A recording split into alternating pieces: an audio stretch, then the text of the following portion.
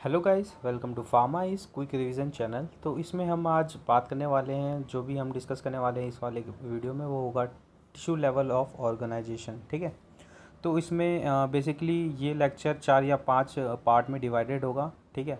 तो डिस्क्रिप्शन में लिंक होगा, आप वहाँ पे क्लिक करके इनके पार्ट्स, इसका जो पूरा सेट है इस वीडियो का वो आप डायरेक्टली एक लिंक से देख सकते हो, प्लेलिस्ट इसका देख सकते हो। तो इस वीडियो में हम कवर करने वाले क्लासिफिकेशन ऑफ टिश्यूज़, उसके स्ट्रक्चर, लोकेशन एंड फंक्शन।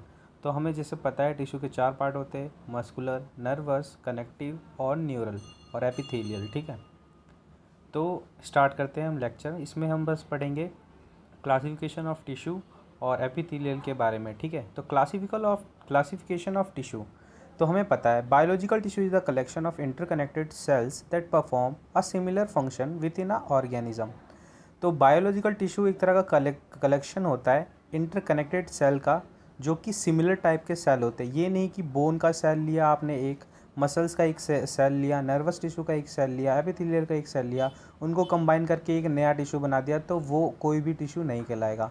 तो जो क्लासिफिकेशन है टिश्यू का वो ये है कि वो इंटरकनेक्टेड होते हैं कलेक्शन में और परफॉर्म करते हैं सेम फंक्शन, नेचर भी उनका सेम होता है। तब हम उसको एक टिश्यू के क्लासिफिकेशन में जज कर सकते हैं उस सेल के बेसिस में। ठीक है। तो और दूसरा क्या हो सकता है, in other word it is the group of cell working together mainly inside an organs. तो राइट साइड में मैंने इसको शॉर्ट में लिखा हुआ है। पहला वो ग्रुप ऑफ सेल्स होता है, दूसरा सेम फंक्शन करता है, इनका ओरिजिन भी सेम होता है। अब ओरिजिन के बारे में अभी हम नीचे पढ़ेंगे, पर मैं शॉर्ट में बता देता हूँ। ओरिजिन मतलब होता है ये सेल जो बना, इस नेचर का वो कैसे बना। ठीक है। फोर्थ है हमारा हिस्टोलॉजी। हिस्टोलॉजी क्या होता है, study of tissue is known as histology.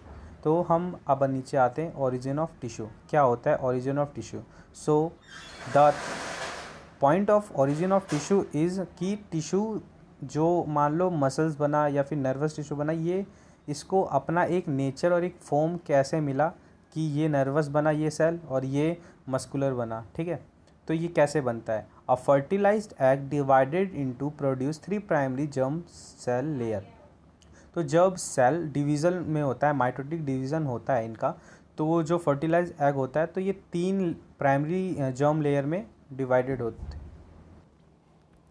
Origin of cell, the fertilize divided into 3 germ layer. तो आपको यहाँ पे दिख रहा होगा राइट हैंड साइड में जर्म लेयर के 3 लेयर।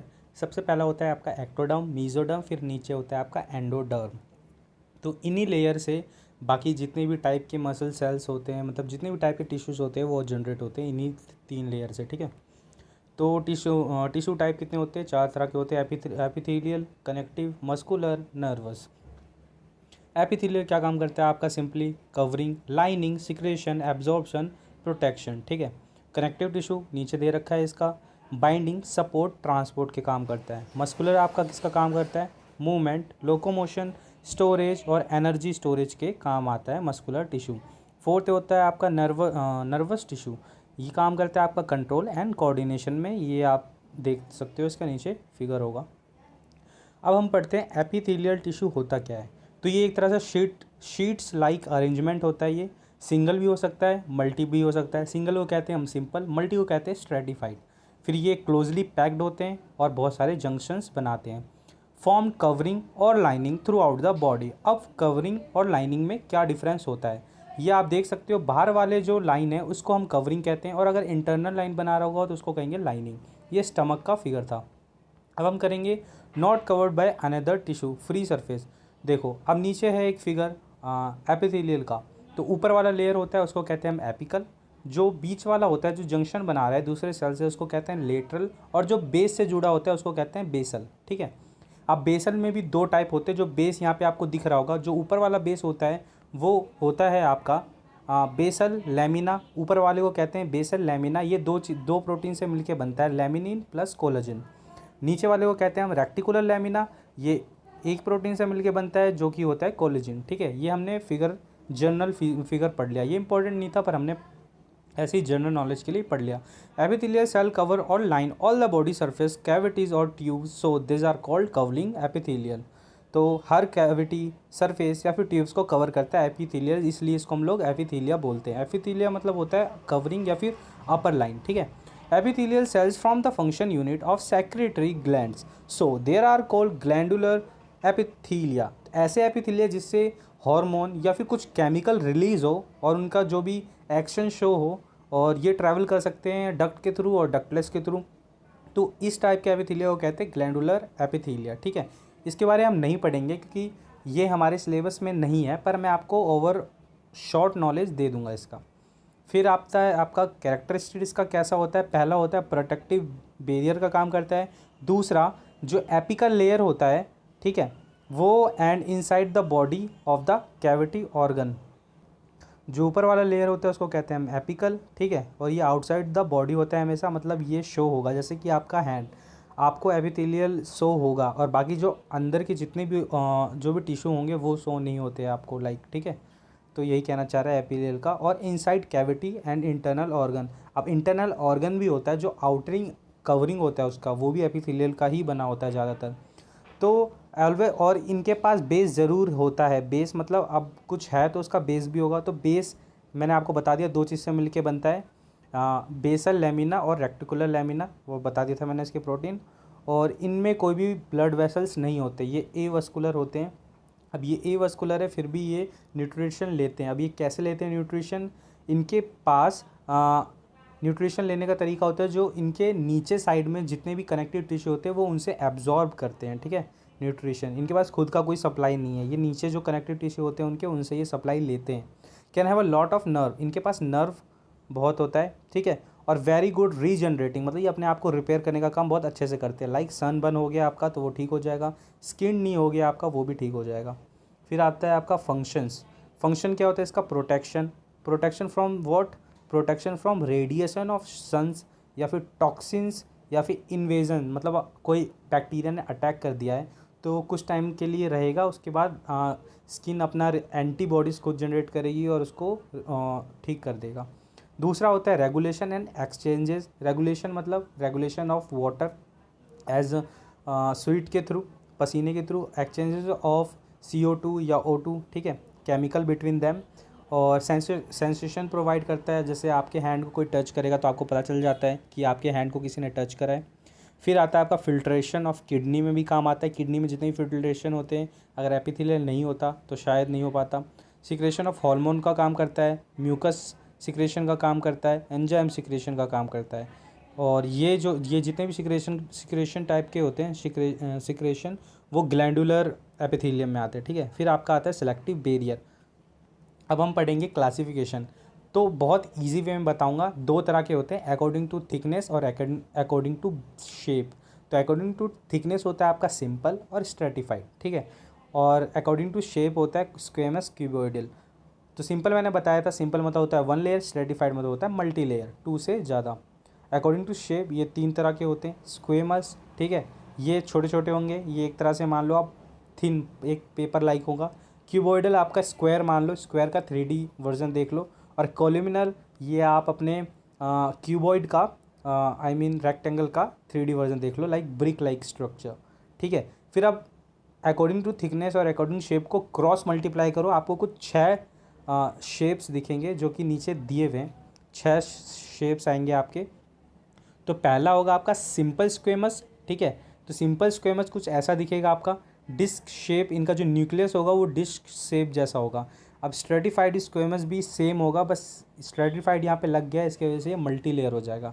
मैंने बताया था ना, दोनों एक ही है, पर स्क्वेमस है यहाँ पे, आई मीन सिंपल है तो सिंगल लेयर, स्ट्रेटिफाइड है तो मल्टी लेयर। इसमें भी जो न्यूक्लियस का साइज़ होगा वो डिस्क शेप्स का ही होगा। ठीक है, अब आते हैं हम क्यूबॉइडल में। अगर हम क्यूबॉइडल को सिंपल से मल्टीप्लाई करेंगे तो सिंपल क्यूबॉइडल बनाएगा। सिंगल लेयर ये स्क्वायर टाइप का होगा और इनके जो भी न्यूक्लियस होते हैं वो लार्ज होंगे, लार्ज और बीच में होंगे सेंट्रल। फिर हम क्यूबॉइडल को अगर स्ट्रेटिफाइड से देखेंगे तो ये दिखेगा हमें स्ट्रेटिफाइड क्यूबॉइडल, ये मल्टी लेयर होगा और जो इनके न्यूक्लियस होंगे same as it is large और सेंट्रल होंगे। अब आता है आपका कोलुमिनर, जो भी है ये सिंपल कोलुमिनर है, जो इसका जो न्यूक्लाई होता है, न्यूक्लियस होता है इसका राउंड या फिर ओवल होंगे इसके, और इसमें सीलिया भी प्रेजेंट हो सकता है या फिर नहीं हो सकता है। सीलिया वो आपको हेयर लाइक स्ट्रक्चर दिख रहा होगा, उसको हम सीलिया भी कह सकते हैं, या फिर ये कभी कभी विलाई भी बनाता है। विलाई आपका एब्जॉर्प्शन में काम करता है, स्टमक में आपने पढ़ा होगा। और अगर हम इसको कॉलमिनर से करते हैं तो स्ट्रेटिफाइड कॉलमिनर हो जाएगा। इसमें भी सीलिया हो सकता है और नहीं भी हो सकता है, और ये मल्टी लेयर होंगे सेम एज इट इज़। इसका जो न्यूक्लाई होगा वो कैसा होगा, राउंड और ओवल। और अब ये रेयर होता है, जो आपने ये देख रहे हो स्ट्रेटिफाइड कॉलमिनर, ये रेयर होता है, ये कहीं कहीं पाया जाता है, ठीक है। और जो लास्ट है वो आपका सीडो स्ट्रेटिफाइड कॉलमिनर। सीडो मतलब होता है फॉल्स। इसको फॉल्स क्यों कहा जाता है, क्योंकि जो ये सेल्स दिख रहा है आपको, कुछ सेल्स जो है ना इनके, वो एपिकल लेयर में नहीं पहुंच पाते। जैसे कि ये दिख रहा होगा आपको सेल, ये नीचे तो बेसल में जुड़ रहा है, हर सेल बेसल में जुड़ रहा है, पर कुछ कुछ सेल ऊपर एपिशियल लेयर में नहीं जा पा रहे हैं, तो इनको हम सूडो स्ट्रेटिफाइड कॉलमिनर कहते हैं। और सिंगल लेयर हमेशा होते हैं, ठीक है ना। तो ये तो हो गया हमारे 6 टाइप के बेसिक्स थे, ये जो 6 थे। और ये थोड़ा था एक्सेप्शंस में, और एक और एक्सेप्शंस होता है वो आपका ट्रांजिशनल। अब ट्रांजिशनल इसका नाम क्यों दिया गया है, ठीक है। तो आप कोई सा भी सेल ले लो और जैसे कि आपका यूरेथर में होता है, ठीक है। तो यूरेथर वाला जो होता है उसको पहले तो वो रहेगा आपका सिंपल शेप में, पर जब यूरिन आपका जब ओवरलोडेड हो जाता है तो वो स्ट्रेच हो जाता है। तो जब वो स्ट्रेच होता है तो वो किस में कन्वर्ट हो जाता है, स्क्वेमस में, मतलब वो पतला हो जाता है, ठीक है ना। जैसे मान लो कुछ ऐसा है आपका, तो जब यूरिन मान लो नहीं भरा है, ठीक है, तो कोई सेल ऐसा है, अभी ये सेल ऐसा है, पर जब यूरिन भर जाएगा ड्यू टू स्ट्रेचिंग, ये सेल ऐसा हो जाएगा, मतलब कि बैंड होके एक शीट जैसा बन जाएगा। इसके वजह से इसको कहते हैं ट्रांजिशन। ट्रांजिशन मतलब होता है अपने आप को ट्रांजिशन मतलब स्ट्रेच कर लेगा, ठीक है। तो मैंने इसको बहुत शॉर्ट में बनाने की कोशिश करी है, एक ही पेज में कवर अप करा है सारा का सारा। तो बेसिकली जो मेन होते थे वो 6 होते हैं, ये 2 3 4 5 6। बाकी जो ये डॉट में दिख रहे हैं ये तीनों आपके एक्सेप्शनल हैं, इनको आप अच्छे से पढ़ सकते हो, ठीक है। ये कहाँ कहाँ यूज़ होता है, तो simple epithelial consist of single layer होता है, और ये काम किसका करते हैं, एब्जॉर्प्शन, सिक्रेशन, फिल्ट्रेशन। तो सिंपल एपिथेलियम मतलब स्क्वेमस वाले हमेशा फिल्टर और एब्जॉर्प्शन में काम करेंगे आपके, ठीक है। तो simple squamous epithelial single layer होगा, ठीक है, डिस्क शेप्ड होगा, सिंपलेस्ट फॉर्म होगा, और ये किडनी में होगा, एयर सैक। तो सब कुछ यहाँ पे दे रखा है, आप कर सकते हो। तो मैं आपको सिंपल लैंग्वेज में बता देता हूँ। तो आपका सिंपल क्यूबॉइडल एपिथेलियल कहाँ यूज़ होगा, सिंगल लेयर होगा, क्यूब लाइक सेल्स होगा, लार्ज स्पेरिकल सेंटर जिसका न्यूक्लियस होगा वो लार्ज और स्पेरिकल होगा, पीछे आपने बताया। इसका फंक्शन होगा वो आपका सिक्रेशन और एब्जॉर्प्शन में काम आएगा। और ये कहाँ पाया जाता है, kidney tube, duct and secretary portion of small glands, या फिर ओवेरी सरफेस में भी ये पाया जाता है। थर्ड है आपका सिंपल क्लोमिनर एपिथेलियल। तो इसका जो डिस्क्रिप्शन है वो है सिंगल लेयर होता है इनका, राउंड ओवल न्यूक्लाई होता है, सम बियर सीलिया और कुछ सीलिया नहीं बियर करते हैं। लेयर में contain mucus secreting unicellular glands भी इसमें हो सकते हैं, जिसको हम ग्लोबलेट सेल भी बोलते हैं, गोबलेट सेल भी बोलते हैं। इनका जो फंक्शन होता है एब्जॉर्प्शन, म्यूकस पैदा करना, एंजाइम सिक्रेशन करना, या फिर ये सिलेटेड हो भी सकते हैं, नहीं भी हो सकते। अगर सिलेटेड होंगे तो ये म्यूकस को सिक्रेट करेंगे। तो ये पाए कहाँ जाते हैं, location digestive tract of stomach या फिर एनल में, gall bladders, excretory duct, small bronchi, urine tube या फिर यूटेरस। फिर आपका आता है स्ट्रेटिफाइड एपिथेलिया। ये क्या होता है, कंटेंट 2 और मोर, मतलब 2 या 2 से ज़्यादा लेयर किसी भी टाइप का उनके पास कंटेन करे तो उसको कहते हैं हम स्ट्रेटिफाइड एपिथेलियल। इनका काम होता है प्रोटेक्शन। तो हम पढ़ते हैं इनके बारे। First, stratified squamous epithelia.